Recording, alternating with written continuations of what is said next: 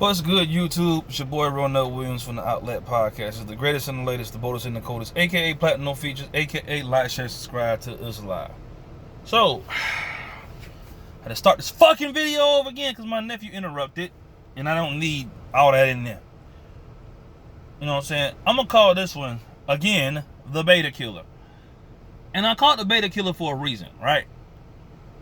Because you'll think shit is one way when in reality it's another. And I mean beta killer because beta males have a mindset with women, and I'm just using the beta killer mindset, the beta male mindset, in a sense of like putting it on the reality of what is. And what I'm saying is, in the context of what I'm talking about, is that you need to kill the bullshit about what you think people think about you, because it's really not that.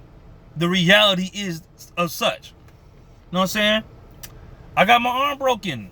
A while back, and I'm still dealing with it now. You know what I'm saying? I'm on the back end of it. I'm healing up fine, but it's like the reality of it is the people that did it, you know what I'm saying, really don't give a fuck. You know what I'm saying?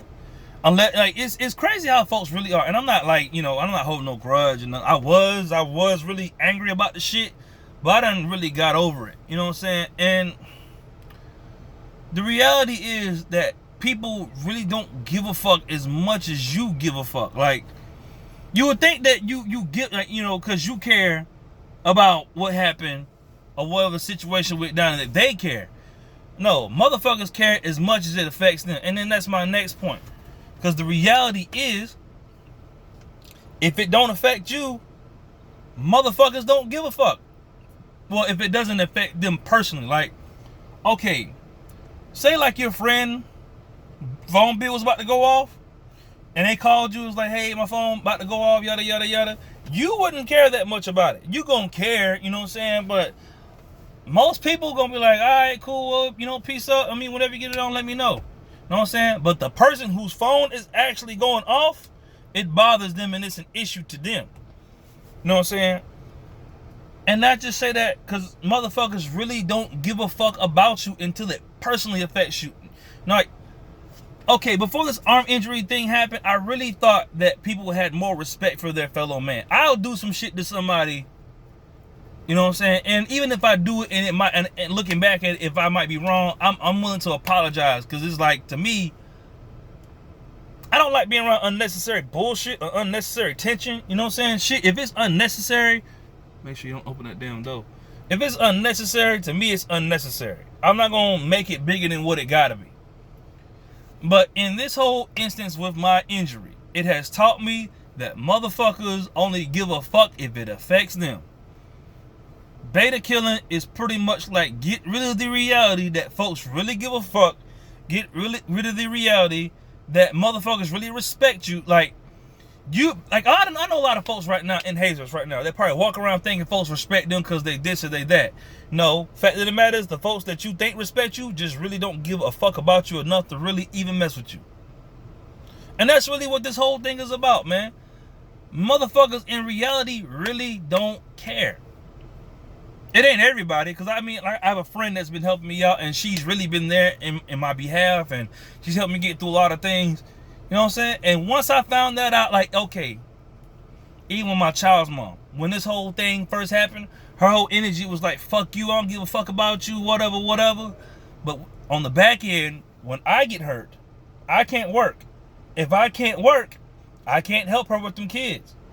You know what I'm saying? And any of you mothers, that parent by yourself know, you know what I'm saying, y'all can kick this, excuse me, strong, independent, I don't need no man type shit, you know what I'm saying? But in reality, every woman that got kids and is raising them by herself with no man in the house wants that help. I don't give a fuck how tough you claim to be. All of y'all want that help, man. So in the reality of it, me getting injured affects her. Getting injured affects my kids getting fed. Because me and her used to have these same type of arguments. Where it's like, and then, I'm just going off on a tangent here, where it's like, I won't have any money, and I tell her I gotta pay my car payment. You know what I'm saying? And the first thing come out her mouth sometimes is like, well, just let the car go back. And I tell her all the time, I'm like, how am I supposed to get to work if I don't have no car? It's like the same instance like when a chick, like, that's got you on child support is like, oh, I'm gonna put you on child support because you ain't paying me, fuck you, or you ain't giving me the money you want. Now, in the context of what I'm talking about, I understand that child support is sometimes for niggas that don't give a fuck about their kids. There are niggas that don't give a fuck about their kids.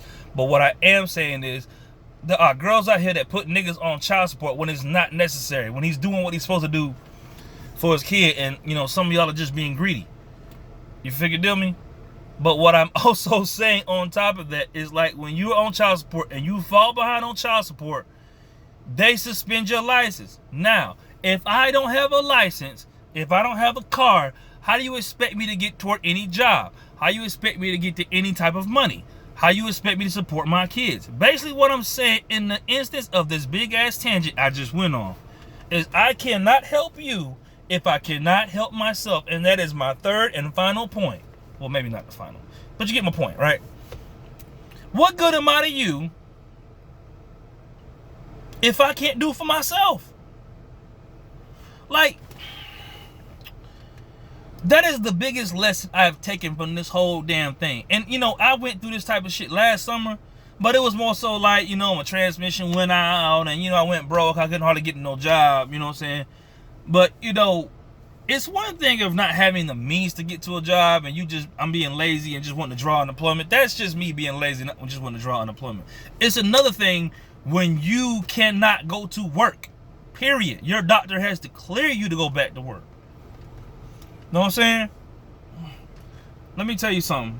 Outlet podcast, whoever may be watching within the sound of my voice, when you are down on the bottom, you are by yourself. You might have a little bit of assistance here and there, depending on what type of friends you got. But even me, if I was up, you know what I'm saying, I got $500 and my homeboy broke, the most I could probably really give him is 80. Or I'm gonna give him the whole, because with $500, I got other shit to take care of. I can only help him but so much. You know what I'm saying? I might give him 100 if I got to spare. But I mean, how many of those friends do y'all have on tap that's just gonna lend y'all $100? You know what I'm saying? For whatever reason. Not many of y'all. So what I'm saying in this point here is more so like, put yourself fucking first. I love my child's mom and I love them kids. Love them to death. You know what I'm saying? I don't want nothing bad to happen to their family. But, you know, in the instance that I went through where I couldn't, you know, I've been out of work since like Memorial Day. And this has been 6 weeks. The car dealership is like, and I've called around, bro, and I'm telling you, like, it's weird how this shit works. Like, I mean, it's not weird, but it's weird. Like, called the car dealership, I'm like, hey, I'm injured. You know what I'm saying? I can't really work right now. Okay, well, your payment is still due on the 19th. Call the car insurance. Hey, man, I'm going through something right now. You know, I'm injured. You know what I'm saying? I mean, is there anything I can do? I can bring in paperwork, yada, yada, yada. Well, your car insurance is still due on the 20th. That's almost $600 just tied up in a car. And I can't make no money because this is still healing up. You know what I'm saying? Luckily, I've had a friend to help me get through a lot of these things. But what I'm saying in the reality of beta killing, which means killing the imaginary world of what you think that you in versus the shit that's actually going on, is that in reality, in the red pill community, you need to fucking take care of yourself. And I'm talking strictly to my fellas, really, that have kids and, you know what I'm saying, are supportive or helping the baby mama. Listen, I see this type of shit all the time from girls on the other end. I'm not talking to my child's mom specifically, but I see this a lot from women where it's like, oh, I got bills, I'm paying the lights, rent, and I'm taking care of the kids, and why you only think you can give me $80 a week? Let me put it like this, bitch. Because when me and you split and you took the kids, you took on the majority of the responsibility. It sounds fucked up, but in reality, that's what it is. Technically speaking, it's your problem. Technically, as fucked up as that sounds, technically it's your problem. I care. I really do. But if I cannot maintain myself, I'm no good to you. I don't live in your household.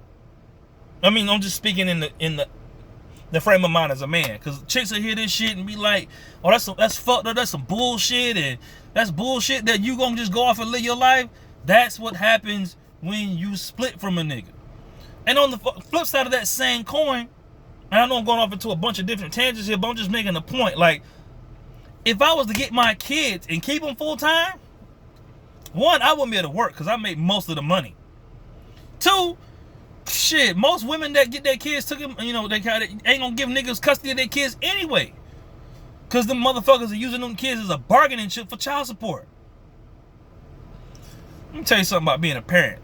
It's one-sided on all ends. I know bitches probably like, well, look, you ain't the one here taking care of and changing the diapers. That may be true, but I also pay into that household. This shit come out my pocket.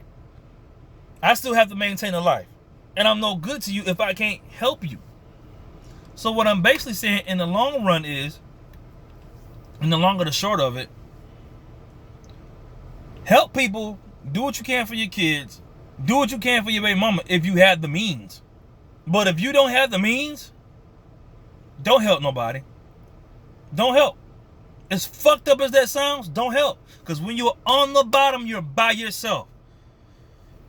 I cannot call my child's mother right now and be like, listen, give me about $50 till I get paid or whenever my unemployment comes in and I got you back. Can't do it. I can't ask my mom for the money because, I mean, she doing what she can by herself. She one person. She don't make money like that. My dad make money, but he do his whatever with his shit. But my sister got 2 kids. Most she can probably lend me is probably $40, and she gonna need that back. Fellas, take care of your fucking self. I'm not saying drag these women. No. But don't let these motherfuckers drag you. Don't let, and just in general, don't let people drag you. Don't let motherfuckers drag you, dog. You are one person. You can't save everybody. And had it not been for this, and I think God knew that when I got injured. And I don't mean to keep harping on the arm, but it's what I'm really going through. So I'm gonna keep speaking on it until this thing heals up. But that, I think God knew, because last year I went through the same type of shit. I was really filing unemployment, and you know what I'm saying, I was getting by, but that was really me being lazy, not wanting to work a 9 to 5, thinking I was too good to work a 9 to 5. You know what I'm saying? Because I didn't have a car payment, I didn't have shit to worry about. I had a cell phone bill, so I can file unemployment and be like, fuck it, I don't give a fuck. You know what I'm saying? But what I'm saying in the long run is, man, fellas, take care of your fucking self. You are no good to any of your children if you are fucked up. You're no good if you're in jail. You're no good if you're homeless. I don't give a fuck how much that bitch beg, kick, and scream. If you ain't got it, don't give it to her. Because guess what? When you on your motherfucking deathbed, injured, hurt, assaulted, or whatever the case may be, or you can't work and you can't generate an income, that bitch gonna be right there blowing up your phone asking for that same $40. It's Motherfucking Outlet Podcast, man. Y'all have a nice motherfucking day.